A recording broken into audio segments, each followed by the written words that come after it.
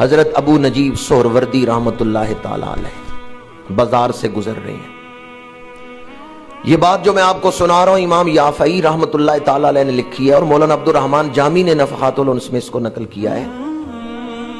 بہت بڑے بزرگ ہیں حضرت ابو نجیب سہروردی رحمت اللہ علیہ. ایک مرید کے ساتھ بازار سے گزر رہے ہیں. قصاب کی دکان کے سامنے سے گزرے, چلتے چلتے رک گئے, مڑ کے آئے. بکری کا گوشت لٹک رہا تھا, اس کے پاس کھڑے ہو گئے. قصاب حیران ہوا کہ اگر انہوں نے گوشت خریدنا تھا تو مجھے حکم دیتے بھی اتنا گوشت اتار دو. یہ بکری کے گوشت کے پاس کھڑے ہو گئے ہیں. قصاب جانتا تھا یہ بہت بڑی ہستی ہیں. فوراً دکان سے باہر نکلا اور حضرت ابو نجیب سہروردی کے سامنے ہاتھ جوڑ کے عرض کرتے ہیں, حضور کیا معاملہ ہے, کیا حکم ہے میرے لیے؟ آپ نے فرمایا حکم یہ ہے کہ یہ بکری کا گوشت اتارو, کتوں کے آگے ڈالو, یہ حرام کا گوشت انسانوں کو نہ کھلاؤ. اس نے کہا بکری کا گوشت ہے, حرام کیسے ہے؟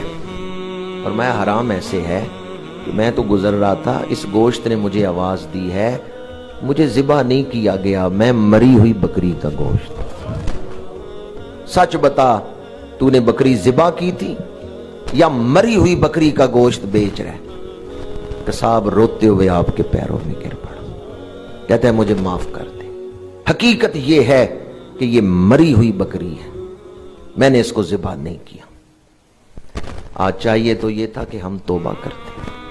ہمارے شہر میں کتنے واقعات پیش آئے ہیں جہاں ٹھنڈی مرغیاں بیچی جا رہی ہیں.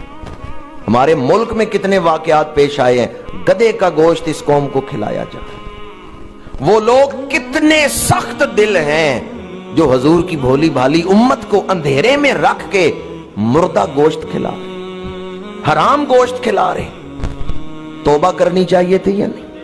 توبہ کرنی چاہیے. اور ہم کیا کر رہے ہیں؟ ہم کہہ رہے ہیں بال تلاش کر لیں, اس کو پانی میں بگو. بچیاں گھر سے ہاسٹل میں ماں باپ نے اعتماد کیا, ہاسٹل میں چھوڑی تعلیم کے لیے, اور وہ لاہور سیر کرنے گئی, واپسی پہ قتل بھی کیے جا رہے. یہ واقعہ بھی ہمارے شہر گجرات میں پیش آئے اور پچھلے ہفتے پیش آئے. میں تعلیمی ادارے کا نام نہیں لے رہا, لیکن ہمارے شہر میں واقعہ پیش آئے.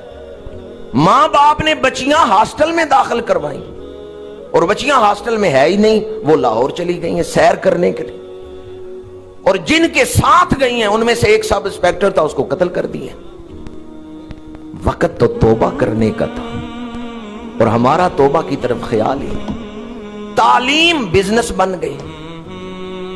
جہاں انصاف بکتا ہو, جہاں بے حیائی سٹیٹس بن جائے, جہاں شراب پینا عزت کا نام, عزت کا اظہار بن جائے, جس قوم میں حرام کھانا سٹیٹس بن جائے, اس قوم کو توبہ کرنی چاہیے, اللہ سے معافی مانگنی چاہیے. اور ہم اس موقع پر بھی توبہ کرنے کے بجائے اور عذاب الہی کو دعوت دے رہے ہیں اور گناہوں کی تشہیر کر رہے ہیں.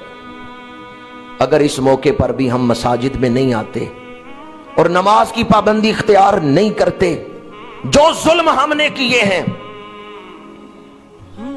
جو ظلم ہم نے کیے, ہمیں چاہیے ظلم سے معافی مانگے. چاہے کسی پہ ظلم کیا ہے, چاہے اپنے اوپر ظلم کیا. اگر آپ میں سے کوئی کہ بھی میں نے تو ظلم نہیں کیا, ٹھیک ہے, کسی دوسرے پہ نہیں کیا, اپنے اوپر ہم سب نے ظلم کیے. قرآن کہتا ہے گناہ بھی ظلم ہے. وَلَوْ أَنَّهُمْ إِذْ ظَلَمُوا أَنفُسَهُمْ, جنہوں نے اپنی جانوں پہ ظلم کیا. قُلْ يَا عِبَادِيَ الَّذِينَ أَسْرَفُوا عَلَىٰ أَنفُسِهِمْ. ہمیں چاہیے تھا ہم ظلم سے توبہ کرتے, لیکن ہم ظلم سے توبہ نہیں کر رہے, اور ہم چاہتے ہیں کہ ظلم اسی طرح جاری رہے. رزق ہمارا حلال نہ ہو, نگاہ ہماری پاک نہ ہو, زبان ہماری سچ نہ بولے, پیٹ میں حرام ہو, لباس حرام کا ہو, زبان ہماری جھوٹ بول رہی ہو, نگاہ ہماری بے حیا ہو, اور پھر ہم چاہتے ہیں کہ عذاب بھی نہ آئے. آئندہ نسلوں کو گندے خون سے اللہ نے بچانا ہے, اور گندا خون نکالا جائے گا تو آئندہ نسل بچے گی. اور یہ عذاب اسی لیے آتا ہے تاکہ گندا خون نکال دیا جائے. عذاب